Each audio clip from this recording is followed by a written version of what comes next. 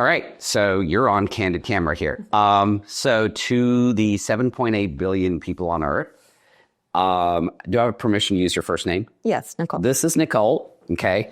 And I can't even recall how long it was when I did Nicole's facelift. We were in COVID, so it has been over 5 years. 5 years. 5 years. Yeah. So it was about 2018-ish, 19? 19. Wow. Okay. Oh, Time flies when you're having fun. It does. Okay. So one of my prior patients, as I've done these journeys, I was just telling Nicole, had asked me, hey, can you try and add some journeys for patients that are long-term facelift patients? So, and lo and behold, I looked at the schedule and I get Nicole. So Nicole, why don't you, I didn't have the opportunity to do all these journeys when I first started doing your surgery 5 years ago. Why don't you walk us through the process in terms of why you came, why you had a facelift, tell people what you did, and then how it went. Well, I was feeling like my outside did not match my inside. I felt that I was thinking more about it, and I wanted to be thinking less about it and doing more and being more confident. So I wanted to find the person who I knew was going to be the best person for me. And I did a lot of research. I went online and I saw your YouTube videos that you made. And that was my like junior YouTube videos, but yeah, at the time. These were starter YouTube. These were starter YouTubes. This was 5 years ago. But the process and of explaining it and to go through, and then we had consultations. We were getting into that Zoom zone. Right. So this is a very interesting thing for me because 5 years ago, this is when we just started doing all this virtual stuff. Like, we just started getting into doing the virtual consultations. Like you were one of the first trial patients on how we're going to do all of these things because that didn't really exist for us. And you were coming from out of town. I didn't want to make you come in 52,000 times. So we had to learn about doing Zoom consultations. It was a full process. We learned on every aspect of it. But then we were getting into this, age of using technology and where I was in my job and teaching on camera, but also knowing that I'd be going back. And I wanted, being around children, I don't think about my appearance all day. But when you do stop and you go back into that adult world, and it kind of hit me, wow, you played all day like a kid, but you came out looking tired or upset when you weren't tired and upset. And I wasn't feeling that way. And I felt like I had lost some of that youthfulness in my face. And I knew that I wanted to regain that look and still look like myself, but not look.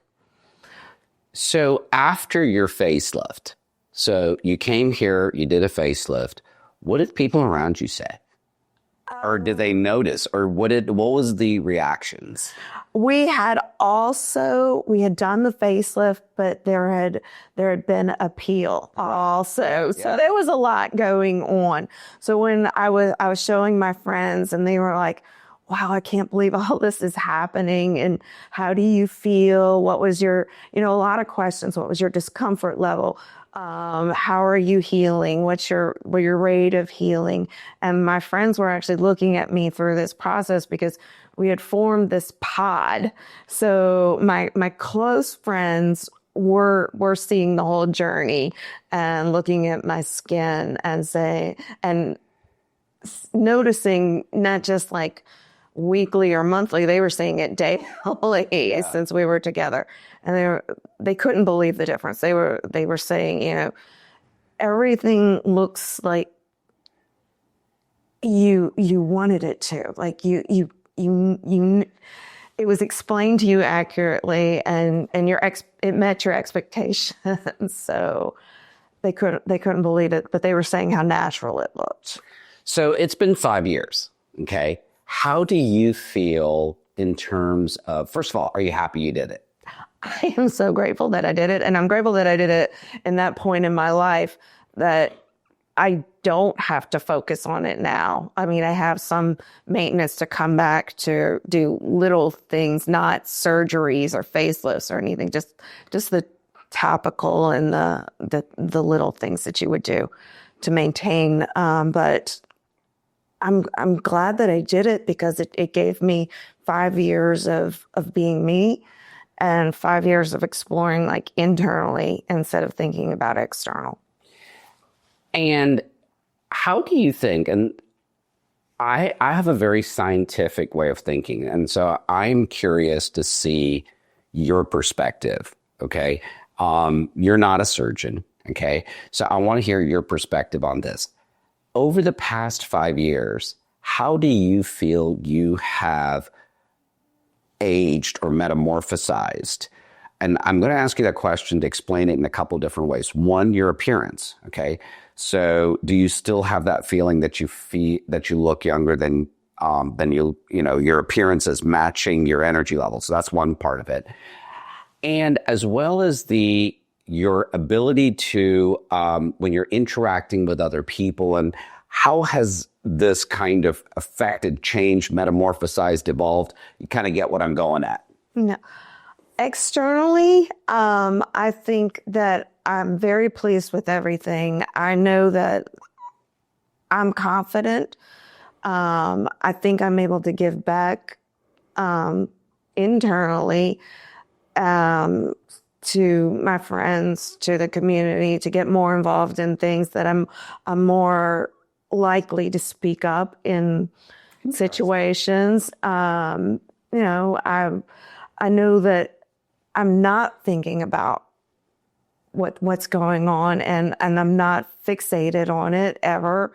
And that I'm just able to go out the door, throw on mascara, put my hair in a ponytail and still show up and be happy. We just had a Mardi Gras ball where I saw quite a few people that I hadn't seen in a few years, and they were amazed. They were like, "You look wonderful," and they couldn't tell. So it felt good to hear that. So just to have that compliment that I look happy and radiant and confident. You know what I find is so interesting, Nicole, that this is a learning process for me, okay? So I learn from all you patients, okay? And there's, as we learn, I learn surgically, okay? So surgically I go and, techniques get better and better and better. That's my own personal thing. One of the key things that you guys have really taught me and I say this, and I said this to a patient yesterday as well, I never realized in residency and fellowship and all these things when I was training, and even the first couple of years of me practicing, how much of an impact we can change someone's psychological interaction with the world with a surgical scalpel. Okay?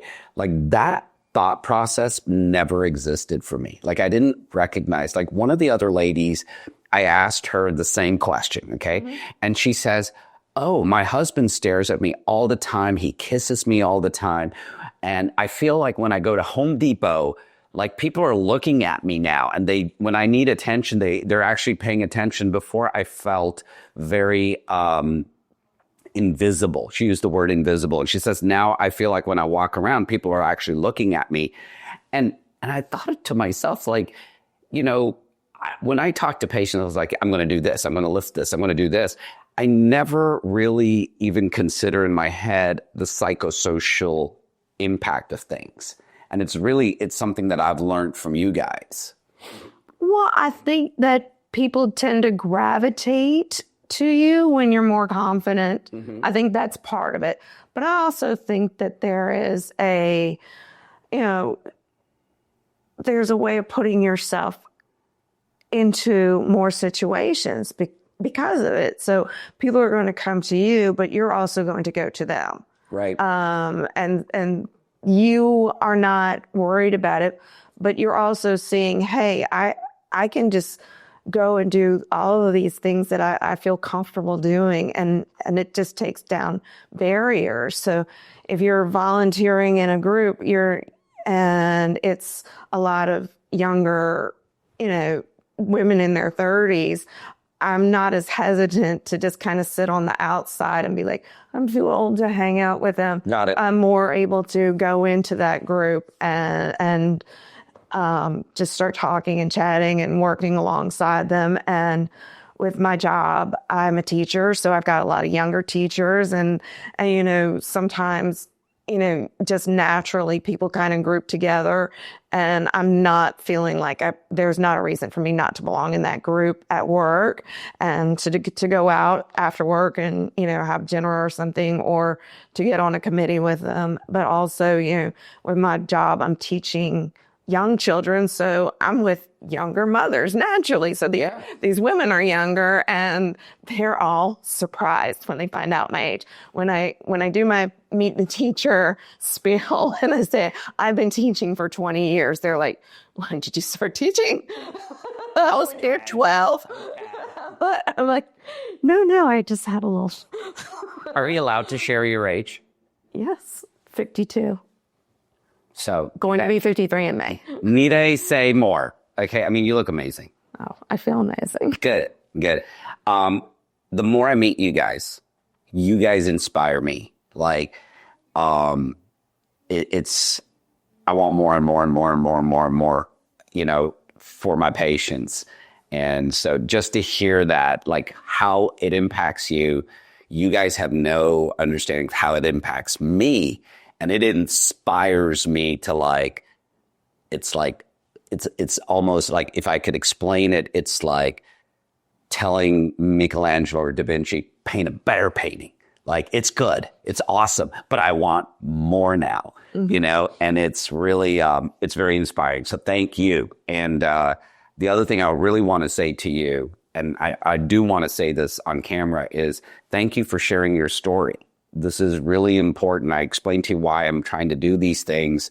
And I really appreciate the honesty, the transparency, and, just sharing, because it helps me and it helps other people. So I do appreciate it. And it's the greatest honor to be able to take care of patients like you. So I really appreciate it. Oh, well, thank you very much. So thank you.